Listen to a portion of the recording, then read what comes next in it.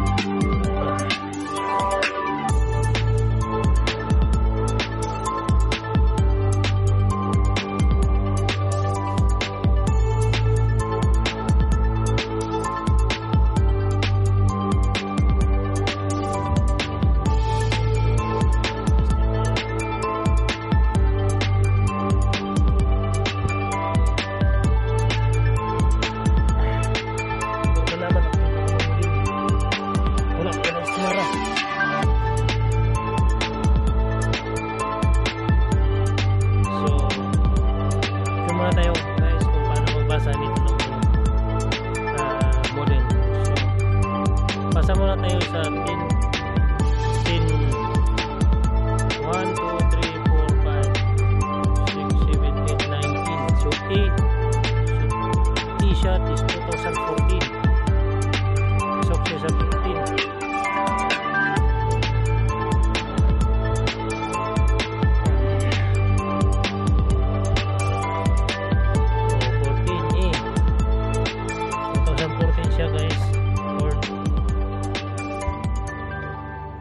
F-150.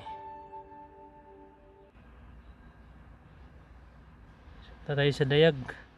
Hatos ka na lang natin para malaman natin kung anong problema lahat. Kita ba nyo guys?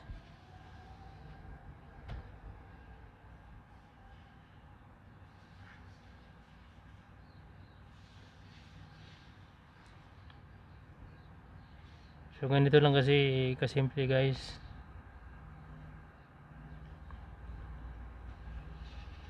Araw-araw kong trabaho.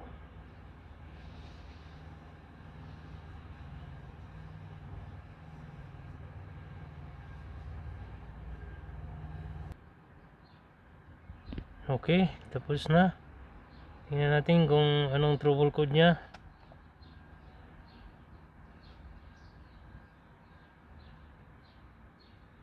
Notification of restraint event. Hanggang dito.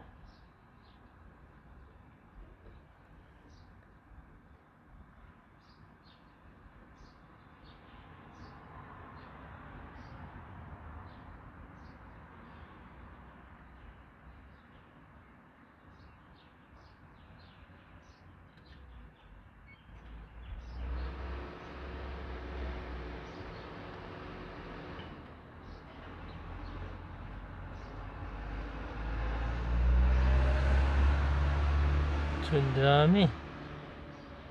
Injector. Circuit injector. 1, 3, 4.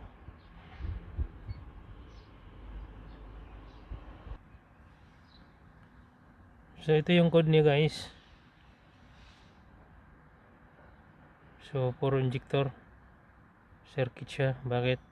So ito yung trouble ngayon. So may nakita kong main reason bakit nag-circuit siya until 1 and 8. So dito ako mag-focus ng fuel pump control module bago pumunta ng fuel pump. So ito kasing niya, dumaan muna siya sa module. So hindi basta-bastang magpalit ng pump, kundi ito yung munang fuel pump module ang titingnan muna natin. Okay guys.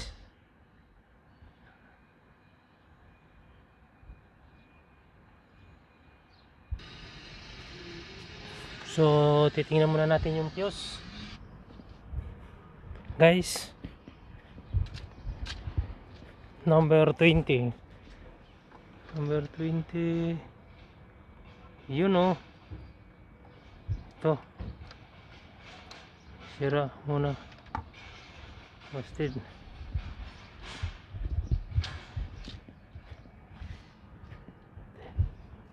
Natin. Fuse muna natin palitan guys. Subok start. Kung may start ba, pinitan ko ng fuse.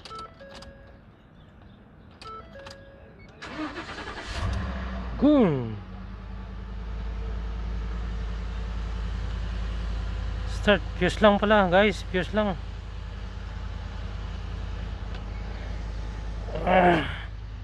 Start na guys.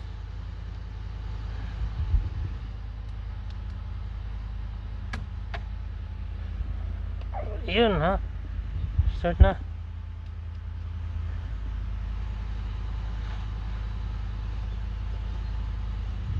Fuse lang guys ang problema. So bakit fuse nasunog? So punta muna tayo dun sa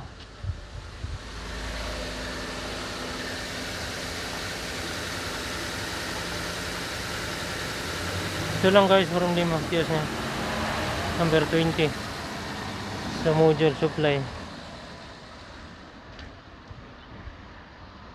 So start na. Narinig niyo andar.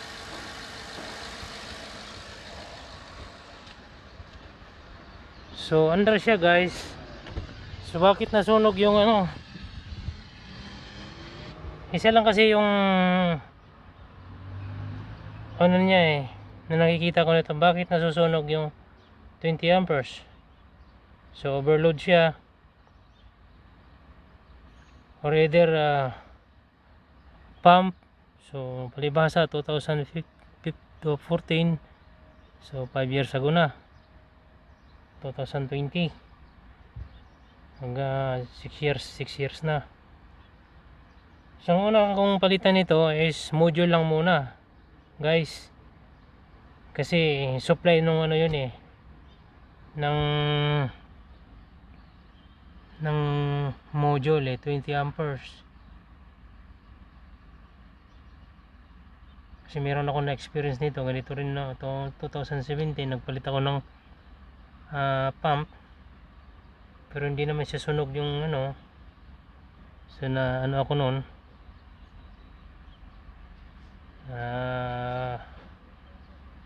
dali ako noon. So ang una ko nang palitan is module. Mura lang kasi yung module muna maliit, yung control lang ng fuel pump. And so yun na lang guys. Panibagong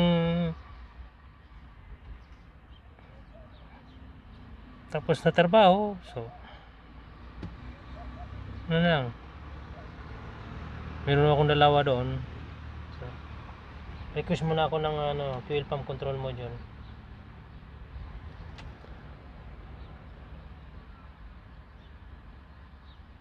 So ito lang guys, delete muna natin para sigurado. So no fuel fault. Sorry. Okay.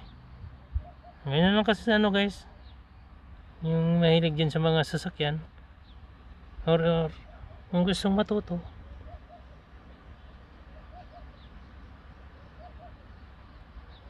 follow lang kayo sa aking YouTube channel. Hindi lang ito yung mga problema, baka malay mo yung mga guys bibili kayo ng sasakyan, kung yung sasakyan na siraan, pwede naman kayong may message sa aking channel or Facebook page ko, so sasagot ko kayo kung ano yung problema yung sasakyan nyo.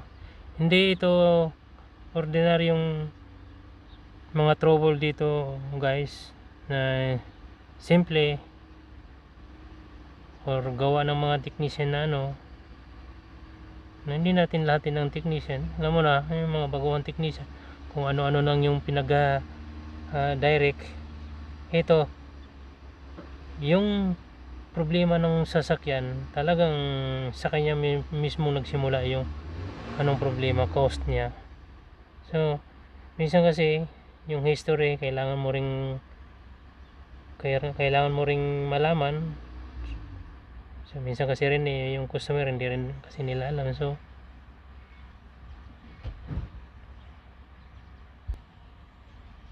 ganito na lang, ganun na lang guys.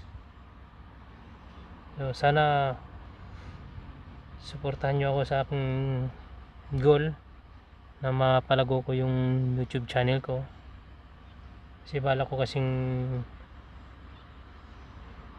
pag-uwi ko sa Pilipinas, magtuturo ako ng nalalaman ko tungkol sa aking trabaho, na matulungan ko rin ang mga kabataan na gustong matuto sa aking